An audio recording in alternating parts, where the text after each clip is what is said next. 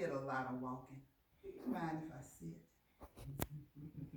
Good morning. Good morning. Thank you, Ms.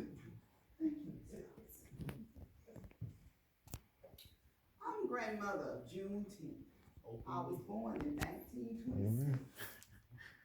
We always celebrated Juneteenth.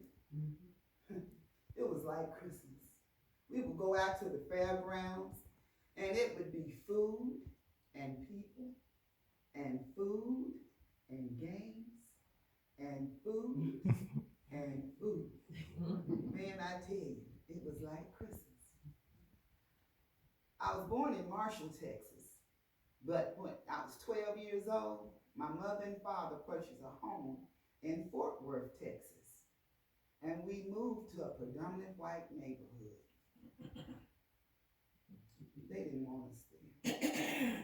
We always celebrated Juneteenth, but this one particular Juneteenth, June 19th, 1939, a white mob stormed our home.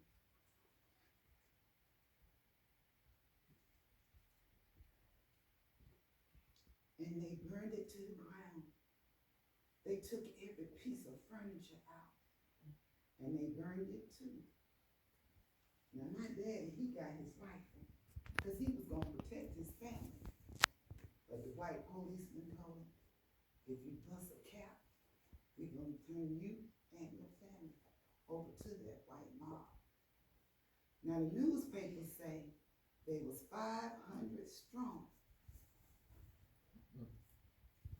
We always celebrated Juneteenth. Ever since the Union General Gordon Granger and his 7,000 troops went down to Galveston Bay, Texas, to let all of the enslaved black men, women, and children know that they was free. Over 250,000 slaves were still enslaved after Abraham Lincoln signed legislation in 1963 on January the 1st, freeing all slaves. General Granger and his 7,000 troops, they couldn't reach all of 250,000 slaves. So what he did was post General Order Number 3 to the door of Reedy AME Church. Boy, most of the slaves was already out in the fields working. But when they came out of them fields, they had heard the news, and they saw General Order 3 stapled to that door. We started celebrating, and we've been celebrating ever since. Because we always celebrated Juneteenth. But now, I myself and others had talked about how to make Juneteenth a federal holiday. Well, I was 89 years old as dirt, when I came up with the idea. If somebody saw a little gray-haired lady in tennis shoes walking from Fort Worth to Washington, D.C., I bet somebody will pay attention. And they did. We walked 1,400 miles to wherever we was invited. And I tell you, we was invited everywhere. To Shreveport, Chicago, Philadelphia, California. We went everywhere. We delivered 1.5 million signatures to Washington, D.C. with the help of P. Diddy. Thank you, Puff Daddy. To Washington, D.C.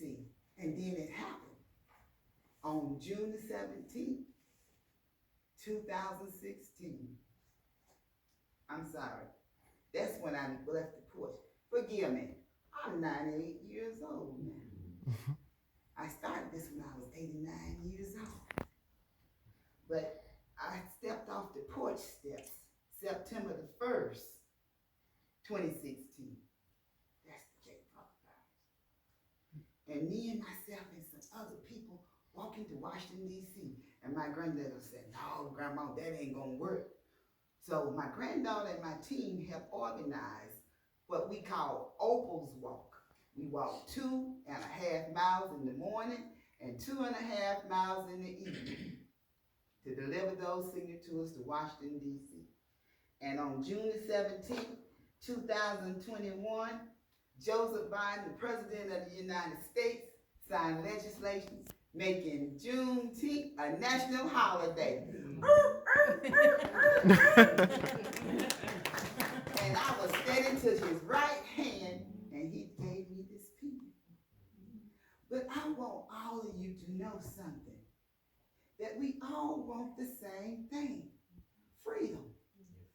Not just freedom for black people, but freedom for everybody. And if a little gray-haired woman in gym shoes walking to Washington, D.C. can dream, you can dream too. Amen. Juneteenth, national holiday, Jubilee Day, Freedom Day. Juneteenth, a national holiday. Grandmother of Juneteenth, Trailblazer Miss Opal Lee. In September of 2016, at the age of 86, Miss Opal Lee began Opal's Walk to Washington, D.C. in order to gain support from Congress to make Juneteenth a national holiday. On June 17, 2021, President Joe Biden signed Juneteenth into law as a national holiday. On May 3, 2024, Miss Opal Lee received the Presidential Medal of Freedom from President Joe Biden. The bill is passed.